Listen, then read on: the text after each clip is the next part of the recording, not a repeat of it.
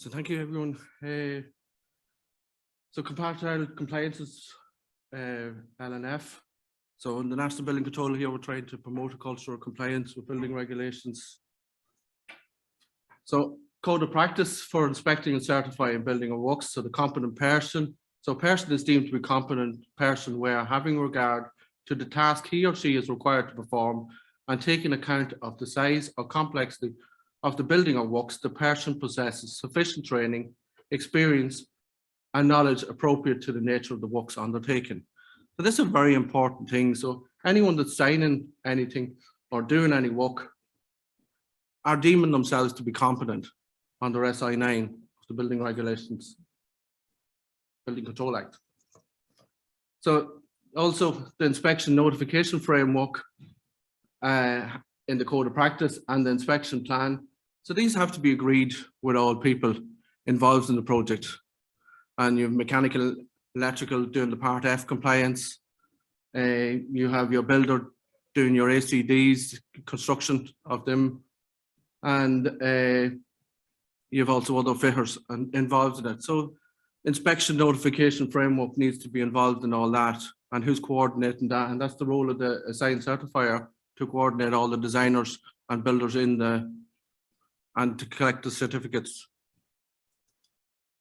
So submitting the commencement notice. So these are the, select one of the following, the general arrangement drawings. So for your Part L, that may include ACDs. So if you're in your Part L compliance report, if you're using the 0.08 or less for your thermal bridging factor, you should be including in your general arrangement drawings the ACDs used in the construction to show compliance with the Part L of the building regulations.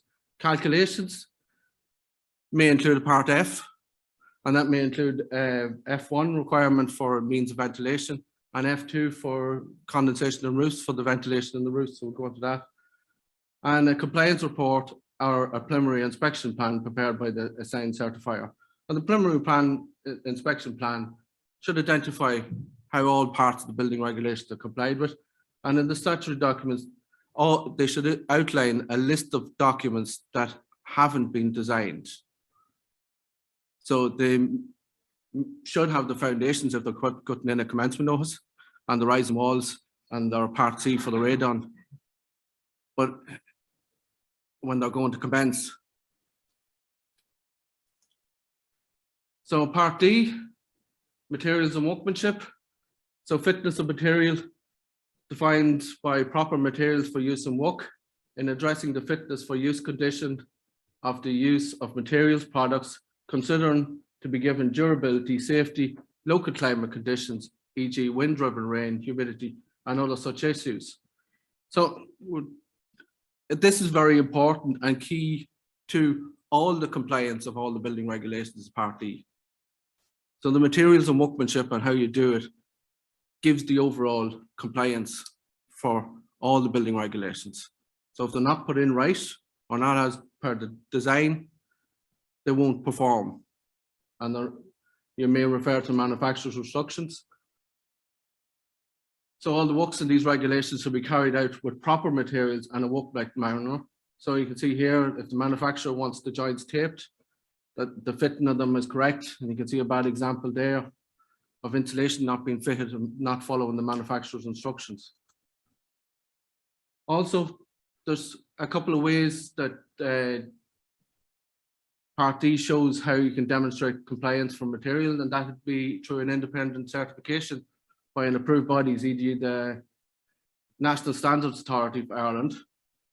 And you can see an agreement cert there for an ICF thing, and I've highlighted there just to read the drawings, and there's a key fire stopping details. So the agreement certs are very important, and they show how the product is to be used, how it's to be installed, who is to install it, and the limitations of it, and how it complies with the requirements of the building regulations in whole. So agreement certs, this is another one here for insulation. So you can see here, they have details in it on the approved installer, installation procedures, and then assessment of exposure zones. And the exposure map there for Ireland is shown, which is probably going to be currently reviewed in over the next year or two. But you can see in the green area there that that's a severely exposed zone. So certain products manufacturers are saying that you shouldn't be using in that area unless you do X, Y, and Z more.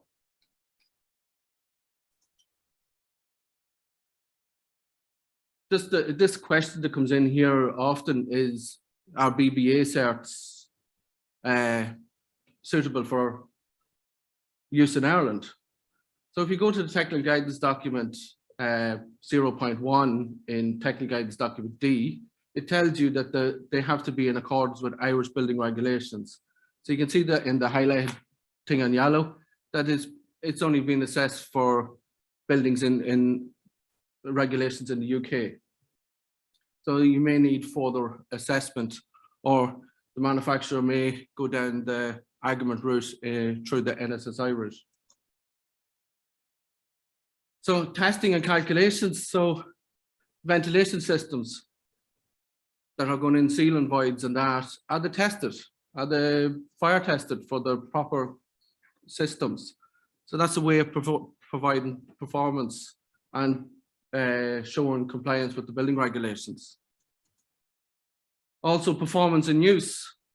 I'll just use this one, a fire stopping detail. And we can see that it works. And it's been in since 1991. So it's the proper fire stopping mineral wool fiber that's been put in there that prevents the separation between the two houses going on fire. So part L, so the new dwellings.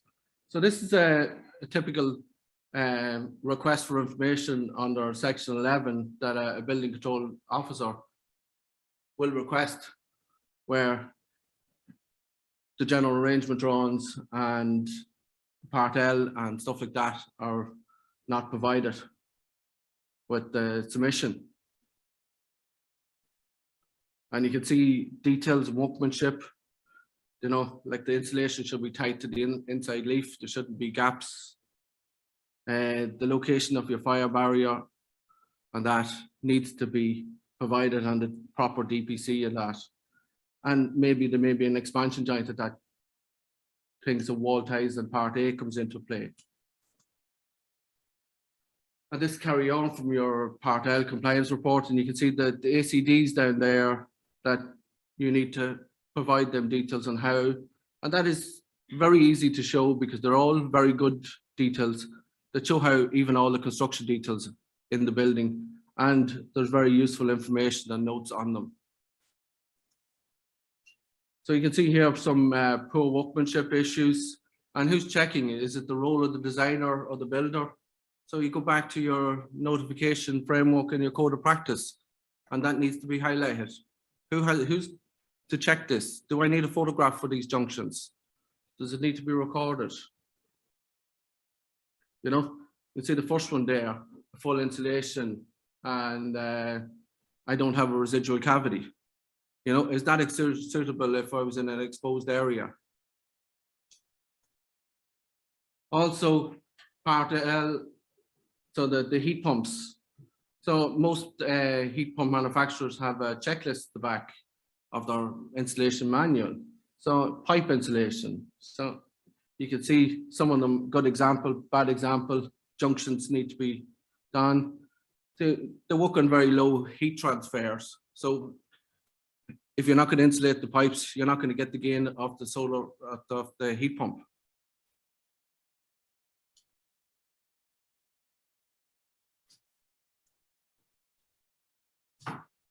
Also other issues, your attic pipes and your insulation, thermal bridging cost, you know, your pipes for your heating systems not insulated and in a cold space. Your water tank may not be properly insulated in a cold space. And then access to your ventilation systems, key. So proper walkway, proper instructions. If you're putting it in the attic, you should be providing a safe means of providing, and that may be you may have to install a styro stairs or something like that.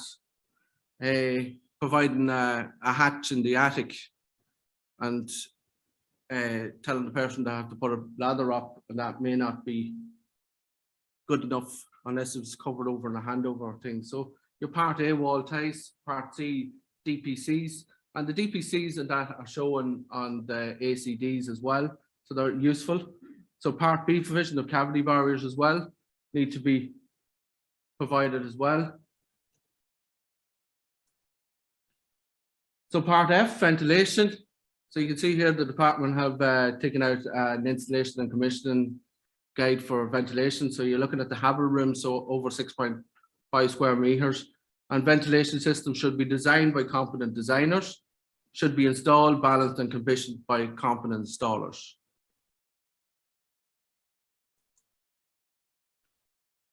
An independent third party to validate the ventilation system has been introduced in the 2019 documents. There'll be more on that with the other presentation, so I don't want to really overlap it. So you can see the testing equipment, and there is an NSI guide there, and the links is on that for it. Also the installation of pipe hook. You can see bad example there, and on the end there, it was the school's response to the COVID ventilation. So where was that pipe going? Was it going into the ceiling void, or did it go outside? No one really knows, you know, but it is that proper installation and the route and stuff that we need to provide. So if they're going through separating elements, they need to be fire stopped, fire stopping recorded, and the joints sealed and fixed correctly. So part F, ventilation. So a building control officer would request details on the ventilation system. That would include calculations, testing, so support appropriate drawings, calculations, products used, testing from an approved tester, and user information which show how adequate means of ventilation were provided in the building. So user information is very important. You know, if you're designing something, you need to give the end user how to operate this building. Also, part F deals with ventilations in warm roof spaces. So the diagram 11 gives the requirements there for the gaps that have to be provided for the ventilation, and that can be achieved through different means. As you can see here, I'll give you a couple of examples of ventilation products, and you need to get the DOP for the product to get the performance and use that for the calculating area. So part F on the roof type, we'll refer to the diagram and the ventilation requirements. So you can see an example here of what happens when the insulation is there. You need to get that cold air or a condensate down on top of your insulation, your expensive insulation, and feeds down into your plasterboard, and you get a damp patch in the ceiling. And it's not a leak, it's condensation. And also there you can see at the top picture, they have provided the correct number of vents. So they can go to the manufacturer's instructions, they tell you that they should have been installed at 200 centers to achieve the ventilation. And you can see looking up there that there's not enough vents provided. So section 11 that the building control officer will send out for part F2, condensation roofs. And I've given an example there how you calculate eaves ventilation requirements of roofs, buildings length 6 meters, and the effective area that you have to provide. And so you need the product data to show compliance also, part D. So part L, so the definition in SI 243 is the BER assessor means a person registered by the issuing authority for a designated class or classes of building for the purpose of BER assessments of such classes or classes of buildings. So the BER requirement is the 4-page advisory report and the building energy rating. And the 6-page part L report is in relation to part L of the building regulations, and you have your deep software that generates all 3 reports. So you 6-page report. So you're looking for, is the address correct? So is it the right house that they're sending into a building control office? So the EPC, CPC pass the fabric. So you need to check how the achieving on the minimum backstops. And this is good at design stage for an assigned certifier or design certifier to look to see that the building is performing and how well it's performing. And you can see on the top here that the EPC and the CPC had failed and they were able to publish a BER, which is no good to anyone. And you can see on the bottom here that the pitch roof insulation had a fail, but it meets the Part L performance for section 1233 of Part L, and that passes. So that means that the overall elements pass.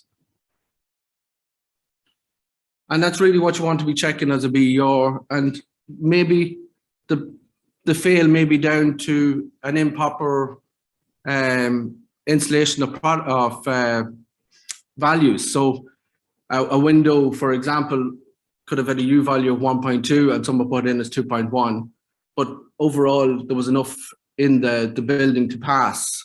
So it's just to check the calculations and that when they're finished to make sure that they're getting it.